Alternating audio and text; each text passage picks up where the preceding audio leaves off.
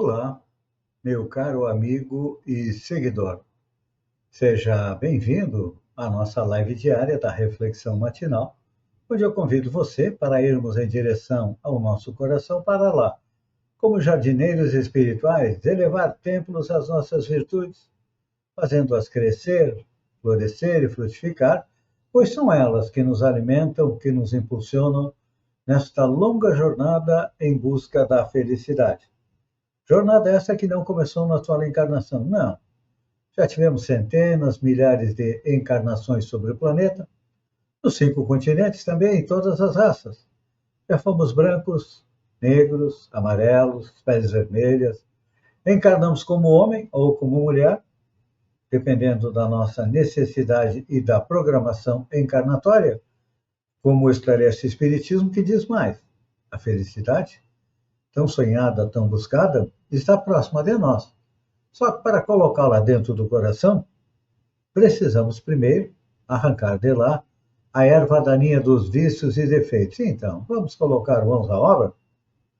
E para nos auxiliar, diariamente nós temos uma passagem dos Evangelhos. Hoje é da segunda carta de Paulo aos Coríntios, onde ele diz o seguinte: recebei-nos em vossos corações. Parece uma frase tão simples, não parece?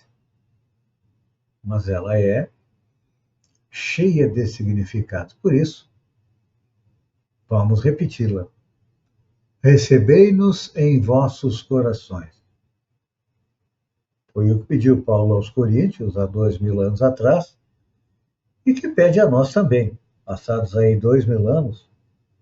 Que é que nós recebemos o Evangelho, recebemos as epístolas de Paulo, os ensinamentos de Jesus em nossos corações? É sobre isso que nós vamos aí tentar discorrer hoje. Porque a colocação de Paulo nos leva a compreender a respeito de que é razoável a vigilância na recepção dos ensinos evangélicos. Você vai ficar pensando, mas será que nós temos que estar vigilantes na recepção dos princípios evangélicos e dos ensinamentos? Sim. Por quê? Tanto quanto possível, é imperioso manejar as ferramentas do maior esforço para verificar-lhes a clareza, de modo a transmiti-las a outras pessoas com autenticidade precisa. Pois é, vejam só. A gente ouve e precisamos de esforço, dedicação e também de estudo para verificar a clareza. Porque com a doutrina espírita passou, é coisa do passado. A fé cega. A fé cega é aquela em que nós acreditávamos sem ter que analisar. É um ponto de fé e ponto final. Aceita ou será excomungado. Assim que funciona os pontos de fé com a fé cega. Já com a doutrina espírita, não. Allan Kardec nos apresenta a fé raciocinada. Por quê? Porque o espiritismo é uma ciência. É. A ciência que estuda a origem, o destino dos espíritos, bem como suas relações com o mundo corporal. Essa é a definição do espiritismo. Ela tem seu lado religioso? Tem, porque a moral do Cristo nos leva a nos aproximar de Deus. Então, este é o lado religioso da doutrina espírita. Mas, como Allan Kardec nos apresenta a fé raciocinada, ou seja, só aceitar aquilo que passa pela razão, então, como diz o Espírito Emmanuel, é imperioso manejar as ferramentas do maior esforço para verificar a clareza dos ensinos. Para quê? Para poder repassar ele de forma correta. Porque, com certeza, você já viu muitas seitas se fundarem em torno dos ensinamentos de Jesus, cada uma dizendo que a dona é exclusiva da verdade, mas não.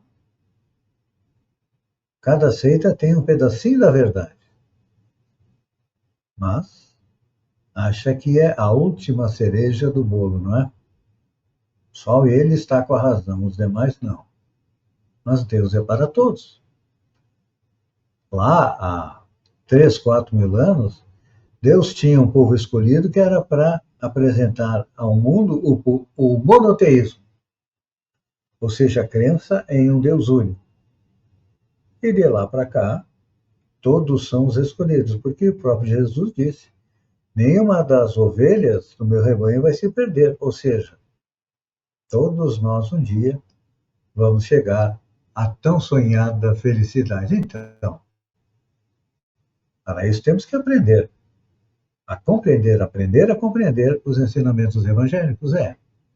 Temos que ter uma linguagem limpa, comentários edificantes e uma lógica natural. Temos que estar atentos à respeitabilidade do assunto. Não será justo perder de vista a informação segura, a triagem gramatical e a imparcialidade do exame.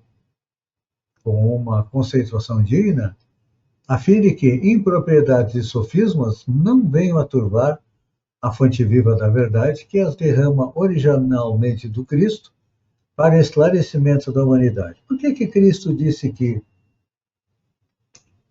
na época apropriada, mandaria o Consolador prometido? Porque ele sabia que, à medida que o tempo fosse passando, nós iríamos deturpando, mudando as suas palavras. Hoje em dia, usam o Evangelho até para apoiar uma guerra. E Jesus era paz. Jesus era uma pessoa de paz. Mas tem gente que usa as palavras de Jesus para quê?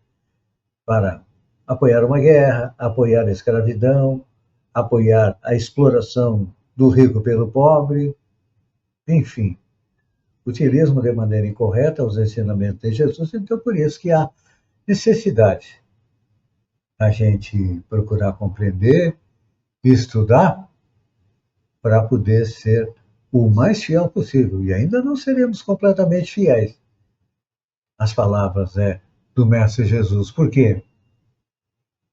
Porque ainda estamos em evolução. 99% dos habitantes do planeta são ainda espíritos imperfeitos. Estamos todos no mesmo barco. Ou seja, todos nós ainda precisamos evoluir. Olhamos para cima, para a classe dos bons espíritos, e sonhamos chegar lá, onde tem um pouco mais de felicidade. Mas, para que isso aconteça, nós precisamos mudar dentro de nós, transformar ódio em amor, vingança em perdão. Enfim, precisamos fazer tudo isso para quê? Para nos transformar em pessoas melhores. Então, por isso que nós precisamos nos educar evangelicamente, ou seja, estudar e compreender melhor as passagens da vida de Jesus, e não tem outra alternativa senão estudarmos o Evangelho segundo o Espiritismo de Allan Kardec. Ali nós temos a moral do Cristo limpa e pura, sem a sujeira, sem os sofismas. Então, a nossa dica de hoje é: leia, estude e reflita sobre os ensinamentos de Jesus a partir da ótica de Allan Kardec. Obrigado e até amanhã, no amanhecer, com mais uma reflexão matinal. Um beijo no coração e até lá.